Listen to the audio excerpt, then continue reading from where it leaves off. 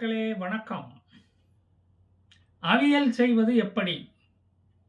நான் சொல்லுவது ஸ்டாலின் சொன்ன அரசியல் என்ற அவியல் செய்வது எப்படி? சமையல் குறிப்பு அறிய வந்த நேயர்களாக இருந்தால் தயவு செய்து இந்த வீடியோவை தொடர்ந்து பார்க்க வேண்டாம். உங்களுக்கு பெரிய ஏமாற்றமாக இருக்கும். சமையல் குறிப்பு வேண்டுமானால் யமுனா முரளி கிச்சனுக்கு போய் வேண்டுமானால் அந்த வீடியோக்களை பார்த்துக் கொள்ளுங்கள். நிறைய சமையல் குறிப்புகள் கிடைக்கும் அங்கு. அரசியலில் இன்று அம்மியில் நசுங்கி அடிபடுவது ஒரு தூய தமிழ் சொல். சண்டாளன் என்ற சொல்தான் அது.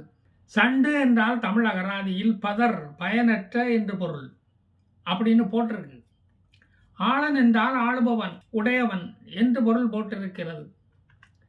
இரண்டு வார்த்தையும் சேர்த்தால் கிடைக்கும் வார்த்தை தான் உங்களுக்கு தெரிந்த அந்த வார்த்தை. அந்த வார்த்தையை உபயோகித்து பாடப்படும் பாட்டை ஏன் இதுவரை தடை செய்யவில்லை? அதை பாடியவரை ஏன் கைது செய்யவில்லை? இப்படி ஒரு ஜாதி இருப்பதே ஜாதிகளை ஒழித்துவிட்ட பெரியாரை பின்பற்றுபவர்கள் சொல்லித்தான் நமக்கே தெரிகிறது. கருத்து சுதந்திரத்துக்கே சுதந்திரம் கொடுத்தவங்க அந்த வார்த்தையை பார்த்து ஏன் இப்படி பயப்படுகிறார்கள்? கருணாநிதி என்றால் கருணாகத்தை தடை செய்வார்களா? பதர் நிதி, கள்ள நிதி, சண்டு நிதி என்று ஒருவன் தன் பெயரை மாற்றிக்கொண்டால் என்ன செய்வார்களாம்? அந்த கள்ளத்தனம் செய்யும் பாட்டை இனி அதிமுக மேடைகளில் போட மாட்டார்களா? இரண்டு கட்சிகளும் பங்காளிகள் என்பதால் கேட்கிறேன். இதில் எந்த கட்சி கள்ளத்தனம் செய்யும் கட்சி என்று மக்கள் சீர்தூக்கி பார்க்க மாட்டார்களா? பார்த்து கொண்டுதானே இருக்கிறார்கள். சீமான் அந்த பாட்டை மேடைகளிலும் ஊடக பேட்டிகளிலும் பாடி காட்டினாரே, என்ன நடவடிக்கை எடுத்து விட்டீர்கள்? பாட்டை பாடியவனை அரஸ்ட் செய்யாமல் சாட்டை துறைமுகனை அரஸ்ட் செய்த மர்மம் என்ன? தைரியமாக பேசும் சீமானுக்கு விடப்பட்ட எச்சரிக்கையா? தொட்டும் பார்த்தாச்சு, சீண்டியும் பார்த்தாச்சு, ஒரு நடவடிக்கையும் காணோம்.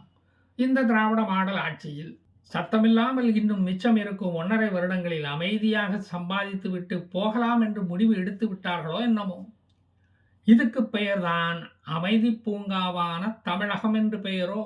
அண்டங்காக்காய், கருவாட்டுக்காரி, எருமைத்தோலன் போன்ற தமிழ் சொற்களை பேசலாம். சண்டாளன் என்ற தூய தமிழ் வார்த்தையை பேசக்கூடாதாம். அதை பற்றி விவாதிக்க கூடாதாம். நீ எசிதானே என்று கேட்கலாம், ஆனால் இந்த வார்த்தையை உச்சரிக்க கூடாதாம். பிராமணனுக்கும் சூத்திரனுக்கும் பிறந்த குழந்தையைத்தான் இப்படி அழைத்து வந்திருக்கிறார்கள் என்று சரித்திரம் சொல்லுகிறது. அப்படி ஒரு ஜாதியே இல்லை என்பதுதான் உண்மை. அத்வைத கருத்துக்களை பரப்பி வந்த சங்கரர் ஒரு நாள் ஆற்றில் குளித்துவிட்டு வந்து கொண்டிருந்த போது எதிரே 5 நாய்களுடன் ஒருவன் வந்து கொண்டிருந்தானாம். அப்போது சங்கரருடன் வந்தவர்கள் அவனை வழியை விட்டு ஒதுங்குமாறு கூறியிருக்கிறார்கள்.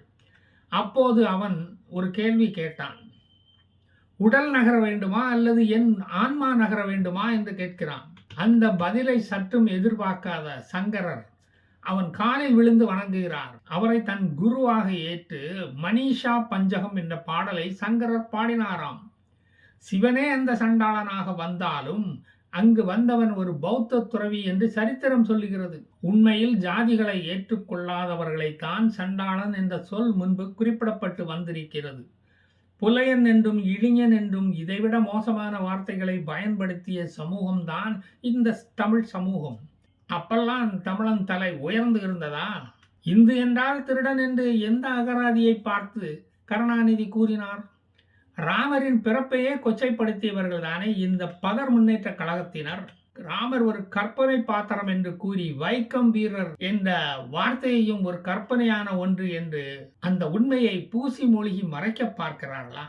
ஸ்ரீரங்கத்தை குண்டு வைத்து தகர்க்கும் நாளே அவர் வாழ்நாளில் ஒரு பொன்னாளாக இருக்கும் என்று கூறியவரிடம் அறிவாலயத்தை குண்டு வைத்து தகர்க்கும் நாளே எங்களின் பொன்னாள் என்று ஒரு இந்து கூறினால் அதை சரி என்று ஏற்றுக்கொள்ளுவாரா? தன் குடும்பம் சம்பாதிப்பதற்காக சரித்திர புகழ் வாய்ந்த ராமேஸ்வரம் ராமர் பாலத்தையே இடிக்க துணிந்தவர்கள் தானே இந்த பதர் முன்னேற்ற கழகத்தினர். பிரதிமலோப சங்கரம், அனுலோக சங்கரம் என்ற வார்த்தைகள் ஏன் வந்தது? எப்படி வந்தது? கைபர் கணவாய் வழியாக வந்ததாக சொல்லப்படும் பிராமணர்கள் இங்குள்ள தாழ்ந்த ஜாதியினராக கருதப்பட்ட பெண்களைத்தான் மணந்து குழந்தைகளை பெற்றுக்கொண்டதாக கூறப்படுகிறது சரித்திரத்தில். அவர்களைத்தான் அனுலோக சங்காரம், பிரதிலோம சங்காரம் என்ற வார்த்தைகளை வைத்து அழைக்கும் வழக்கம் வந்தது என்று மனுஸ்மிருதி சொல்லுகிறது.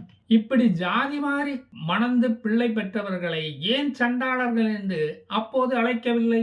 படவா என்ற சொல்லுக்கு விளக்கம் என்ன? சண்டையிடத் தெரியாதவன் தான் சண்டாளன், திரும்பி போய் படையுடன் வா என்று திருப்பி அனுப்பப்பட்டவன் தான் படவா. தமிழில் உள்ள ஒவ்வொரு வார்த்தைகளையும் பேசக்கூடாது என்று தடை செய்ய முடியுமா உங்களால்? ஜாதிகள் வலுப்பெற்றதே திராவிடர்கள் ஆட்சிக்கு வந்த பின்புதான். ஜாதி சங்கங்களை தோற்றுவித்ததே அவர்கள்தான். ஜாதி ஓட்டுகளுக்கு அலைந்தவர்களே அவர்கள்தான். ஜாதி பார்த்து வேட்பாளர்களை நிறுத்தச் சொல்லிக் கொடுத்தவர்களே அவர்கள்தான். வார்த்தை ஜாலம் மாலங்களால் வளர்ந்த இயக்கம்தான் கழகங்கள். காமராஜரை தோற்கடித்தவர்கள் காமராஜர் படத்துக்கு பூவை அள்ளி போட்டு பூஜிப்பதுதான் வெட்கமில்லாத பகுத்தறிவு பதர்களின் திராவிட மாடல். காமராஜருக்கு துரோகம் இழைத்த இந்திரா காந்தி ஒரு பதராளன் இல்லையா? காமராஜரின் கொள்கைகளை துறந்த காங்கிரஸ்காரர்கள், காமராஜரை கட்சியை விட்டு தூக்கி வீசிய காங்கிரஸ்காரர்கள், காமராஜரின் பெயரை சொல்லக்கூட அருகதை இல்லாத பதறாளர்கள். பிரதமராக இந்திரா காந்தியை தேர்ந்தெடுத்த காமராஜர் தான் செய்த தவறுக்காக வருந்திதான் படுத்த படுக்கை ஆனார். அவரின் பெயரை உச்சரிக்க அருகதை இல்லாதவர்கள் தான் இந்த கிரிமினல் வழக்கில் கைது ஆகி இப்போது வெளியில் தலைவர்களாக நடமாடுபவர்கள். கழகங்களுடன் இணைந்தவர்கள் எல்லாம் புனிதர் பட்டம் வாங்கி விடுவார்களா? என்னை பொறுத்தவரை அவர்கள் அரசால் தடை செய்யப்பட்ட ஜாதியினர். புரிஞ்சவன் பிஸ்தா. காமராஜர் நோய்வாய்ப்பட்டு படுத்த படுக்கையாய் இருந்ததனால் தான் காமராஜரை ஸ்டாலினை கைது செய்தது போல மிசா கைதியாக காமராஜரை கைது செய்யவில்லை இந்த இந்திரா காந்தி. நான் சொல்லுவதை கேட்டு சிரிக்காதீர்கள். விலைக்கு வாங்கிய ஓட்டுகளால் ஜெயித்த கட்சி கொடுத்த விலையை இப்போது மின் கட்டணம் மூலம் சரி கட்ட பார்க்கிறது இந்த அரசாங்கம். அந்த அரசியல் அவியலை பற்றி அந்த கட்சியினர் இப்போது பேசுவதில்லை. கொடுத்த உரிமை தொகையை டாஸ்மார்க் மூலம் கறக்கிறது இந்த அரசாங்கம். ஏழைகளிடம் இருந்து பணத்தை கறப்பதே கோடீஸ்வரர்களாக சுக ஜீவிதம் நடத்தத்தானே. அதனால் தானே தொண்டர்கள் திராவிட கட்சிகளை நோக்கி அவியல் செய்ய படையெடுக்கிறார்கள். நேர்மையாளனுக்கு தான் தமிழ்நாட்டில் இடமில்லை என்பதை எத்தனை முறைதாயா மக்கள் ஓட்டு போட்டு நிரூபிப்பார்கள். காமராஜருக்கு கொடுத்த பாடத்தை படிப்பினையை இன்னும் நாங்க மறக்கல. இங்கு ஒரு ஆன்மீக கூட்டம் அரசு கொள்ளையர்களை ஆதரிக்கிறது. அது நிற்கும் வரை நிலைமை மாறப்போவதில்லை. தமிழ்நாட்டில் மாற்றம் என்பது மாறாதது. இங்கு அந்த கருத்தை சொன்ன ஹீரோக்ளிட்டஸ் தோற்று போனார். ஏன் நியூட்டனின் தேர்ட் லா கூட தோற்று போய்விட்டது தமிழகத்தில். இங்கு திருவள்ளுவரின் திருக்குறளே தோற்று போகும்போது இவையெல்லாம் எம்மாத்திரம்.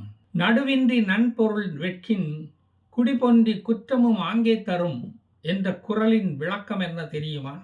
இதுதான். நடுவு நிலைமையின்றி பிறரது நல்ல பொருட்களை கவர ஆசை கொண்டால் அந்த ஆசை அவனது குடியை கெடுக்கும். அப்பொழுதே அங்கு குற்றமும் வந்து சேரும் என்று சொல்லுகிறது. ஆனால் பிறரது பொருளை அபகரிப்பவன், மக்கள் வரி பணத்தை திருடுபவன் குடி என்ன கேவலமாக போய்விட்டது? கெட்டா போய் கிடக்கிறது. பணக்காரர்களின் நம்பர் 1 அவன் மாறிக்கிட்டு இருக்கான். தமிழகத்தை நம்பர் 1 என்று சொல்லிக்கிட்டு திரிகிறான். மண்டுகள் நிறைந்த மாநிலத்தை சண்டுகள் தான் ஆள முடியும் என்று ஆகிவிட்டது. இது திராவிடம் செய்த பெரியார் அவியல் ஆய்ச்சே. ஸ்டாலின் அதானி அம்பானி போன்ற கார்ப்பரேட்டுகளை எதிர்த்தவர். அவர் அதானியை தமிழ்நாட்டுக்குள் வந்தபோது நேரில் போய் பார்த்தாரா? பார்க்கலையே. அவர் தன்மான தமிழன்டா. அவருடைய மருமகன் போய் பார்த்ததை அதை போய் குத்தமா சொல்றாங்கப்பா. துட்டு இருக்கிறவனை தானே அதானி போய் பார்ப்பாரு. ரோட்ல போற அப்பனையும் சுப்பனையுமா போய் அதானி பார்ப்பாரு? அவர்கள் தான் தேர்தல் வந்தால் 500க்கும் 1000த்துக்கும் எங்களிடம் பிச்சை எடுப்பவர்கள் ஆச்சே. ஒரு தராசரம் வேண்டாமா? எல்லா பிச்சைக்காரர்களுக்கும் அவியலை போட முடியாது. அதானி அம்பானி கார்ப்பரேட்டுகள் எதிர்ப்பு என்பது எங்கள் திராவிட மாடலில் எங்கள் இரத்தத்தில் எப்போதும் ஊறிய ஒன்று என்பதை இந்த தருணத்தில் தெரிவித்துக் கொள்கிறோம். இப்பெல்லாம் திராவிடர்கள் கருணாநிதி ஆட்சியை தமிழகத்துக்கு கொண்டு வருவோம் என்று சொல்லுவதில்லை. ஏனென்றால் எவனும் ஓட்டு போட மாட்டான். அதனால காமராஜர் ஆட்சியை கொண்டு வருவோம் என்று சொல்ல ஆரம்பித்து விட்டார்கள். காமராஜரின் மதிய உணவு திட்டத்தை மேம்படுத்துவது எப்படி என்று ஆலோசிக்க ஆரம்பித்து விட்டார்கள். இது எருமைத்தோழனுக்கு கிடைத்த வெற்றி தானே. மோடி 43 லட்சம் விவசாயிகளுக்கு தண்டமா வருஷத்துக்கு 6000 ரூபா கொடுத்துக்கிட்டு இருந்ததை 21 லட்சம் விவசாயிகளா குறைச்சி மோடிக்கு லாபத்தை ஏற்படுத்தி கொடுத்துருக்கோமே நாங்க. அதை பாராட்ட இவர்களுக்கு மனசு வரமாட்டேங்குது. ஆனால் திராவிட மாடல் அரசு உரிமை தொகை கொடுப்பதை உயர்த்திக்கிட்டே போகிறோம். அதையும் இவனுங்க பாராட்ட மாட்டேங்கிறாங்க. எலெக்ஷனை பார்த்து ஏன்பா இப்படி பயப்படுறீங்க? உரிமை தொகையை பார்த்து ஏன்பா இப்படி பயப்படுறீங்க? இப்பெல்லாம் ஸ்காட்லாந்து யார்டு போலீஸ் குற்றவாளிகளை பிடிக்க பிஸியாக ஓடிக்கிட்டு இருக்காங்க. ஸ்போர்ட்ஸ் சைக்கிளுக்கு பின்னால ஓடுறதுக்கு டைமே இல்ல அவங்களுக்கு. இந்த அவியலும் மக்களுக்கு புரிய மாட்டேங்குதே. சுகாதார மந்திரி கூட வாக்கிங் போறதையே நிறுத்திட்டாரு. மக்களுக்கு தூக்கத்துல நடக்கிற வியாதியை நிறுத்தி விட்டாரு. இப்ப வாக்கிங் போறது எல்லாமே தெருநாய்கள் தான். இதுதான் தமிழக அவியல். சட்டியை அடுப்பிலிருந்து இறக்குகிறேன், உப்பு போட மறந்து விடாதீர்கள். பொழுது போகலைன்னா என்னுடைய சமையல் குறிப்புகள் தொடரும். வரட்டா மக்களே, ஜெய் ஹிந்த்.